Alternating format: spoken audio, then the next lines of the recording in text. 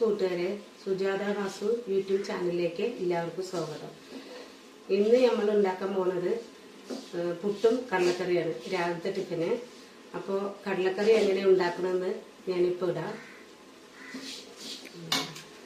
ഇത് കടല, തക്കാളി, ഇഞ്ചി, ഉപ്പ്, മഞ്ഞൾപ്പൊടി ഇട്ട് വേവിച്ച് വെച്ച കടലയാണ്. ഇനി അതിലേക്കുള്ള ചേരുവകൾ: വെളുത്തുള്ളി, തേങ്ങ, പെരുംജീരകം, ഉണക്കമുളക്, കറിവേപ്പില, ചിക്കൻ മസാലപ്പൊടി, ഇതെല്ലാം കൂടി ഇട്ടിട്ട് നല്ലോണം വഴറ്റണം. നല്ല വഴറ്റിയതിന് ശേഷം അരച്ചെടുക്കണം. മിക്സിയിൽ അടിക്കുന്ന സമയം കൊണ്ട് ഞാൻ ഉള്ളി ഒന്ന് വഴങ്ങി കിട്ടട്ടെ.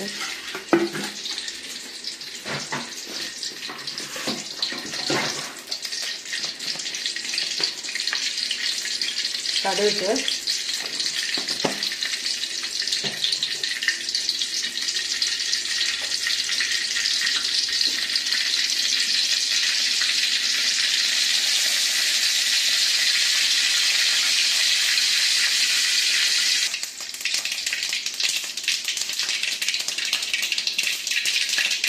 ഇതിലേക്കൊരു വറ്റൽമുളക്, സവോള,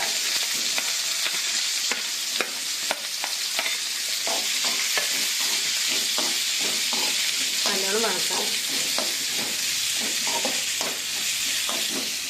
ഇത് വേകട്ടെ. അപ്പോഴേക്ക് നമുക്ക് മിക്സിയിൽ ചേരുവകൾ അരച്ചെടുക്കാം.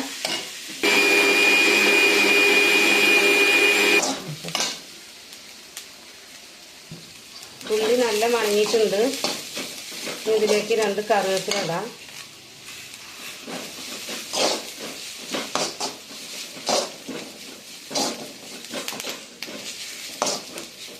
ഉള്ളി വണങ്ങിയിട്ടുണ്ട്. ഇനി ഇത് മാറ്റി വെക്കാം. ഇനി വേവിച്ച് വെച്ച കടല അടുപ്പത്ത് വെക്കാം. ആദ്യം നമ്മൾ വേവിച്ച് വെച്ച കടലയാണിത്. ഇതിലേക്ക് ആ മസാലക്കൂട്ടുകൾ ചേർക്കാം, മിക്സിയിൽ അരച്ചത്. ഇതിൽ ആ മസാലയുടെ കൂടെ കുറച്ച് കടലയും കൂടി മിക്സിയിൽ അരച്ചിട്ട് ചേർക്കുന്നുണ്ട്. അപ്പോൾ കടലക്കറിക്ക് കുറച്ചും കൂടി കൊഴുപ്പ് കൂടാൻ വേണ്ടിയിട്ടാണ്. എളുപ്പത്തിൽ ചെയ്യാൻ പറ്റുന്ന കടലക്കറിയാണ്. രാവിലെ ടിഫിന് വേഗം എളുപ്പത്തിൽ ചെയ്യാൻ പറ്റുന്ന കടലക്കറിയാണ്. അപ്പം എല്ലാവരും ചെയ്ത് നോക്കണം.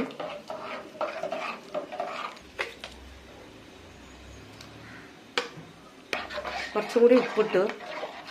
ഉപ്പ് കുറവാ.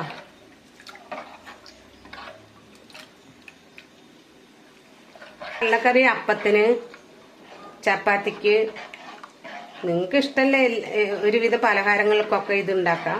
എളുപ്പത്തിൽ ഉണ്ടാക്കാൻ പറ്റുന്ന നല്ല ടേസ്റ്റുള്ള സാധനമാണ്. ഉണ്ടാക്കി നോക്കിയിട്ട് അഭിപ്രായം പറയണം, കമൻറ്റ് പറയണം.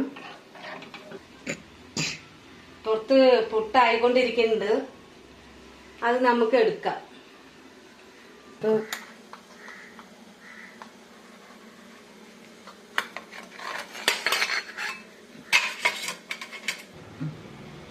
പുട്ട് വെക്കാനുള്ളത് ചെയ്തുകൊണ്ടിരിക്കണം. അപ്പോൾ കടലക്കറി നന്നായി തിളച്ചിട്ടുണ്ട്. ഞാനിലേക്ക് നമുക്ക് വഴറ്റി വെച്ച ഉള്ളി തെറ്റിപ്പോയി. വഴറ്റി വെച്ച ഉള്ളി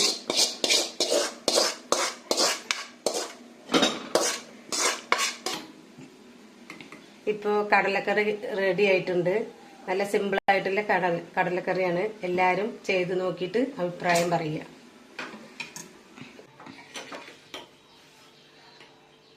നല്ല ചൂടുള്ള പുട്ടും കടലക്കറി.